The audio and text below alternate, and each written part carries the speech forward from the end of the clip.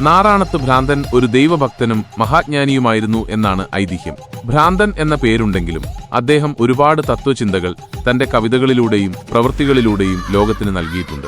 ചുടല ഭദ്രകാളി നാറാണത്ത് ഭ്രാന്തനെ പേടിപ്പിക്കാൻ ശ്രമിച്ചതിനെക്കുറിച്ചും ഒരു കഥയുണ്ട്. ഒരിക്കൽ നാറാണത്ത് ഭ്രാന്തൻ യാത്ര ചെയ്യുമ്പോൾ ഒരു ചുടലഭൂമിയിൽ രാത്രി തങ്ങാനിടയായി. ചുടലഭൂമിയിൽ താമസിക്കുന്നത് അപകടകരമാണെന്ന് ആളുകൾ അദ്ദേഹത്തോട് പറഞ്ഞെങ്കിലും അദ്ദേഹം അത് കാര്യമാക്കിയില്ല. രാത്രിയിൽ അദ്ദേഹം അവിടെ കിടന്നുറങ്ങുമ്പോൾ ചുടലഭദ്രകാളി അദ്ദേഹത്തെ പേടിപ്പിക്കാൻ പല രൂപങ്ങളിലും വേഷങ്ങളിലും വന്നു. എന്നാൽ നാറാണത്ത് ഭ്രാന്തൻ ഭയന്നില്ല. ഒടുവിൽ ഭദ്രകാളി തന്റെ ഉണ്മயான രൂപത്തിൽ പ്രത്യക്ഷപ്പെട്ടപ്പോഴും നാറാണത്ത് ഭ്രാന്തൻ ശാന്തനായിരുന്നു. ഭദ്രകാളിയുടെ ശക്തിയും നാറാണത്ത് ഭ്രാന്തൻ തിരിച്ചറിഞ്ഞു. ഈ കഥയിലൂടെ നാറാണത്ത് ഭ്രാന്തന്റെ ധൈര്യവും ദൈവഭക്തിയും വെളിവാകുന്നു.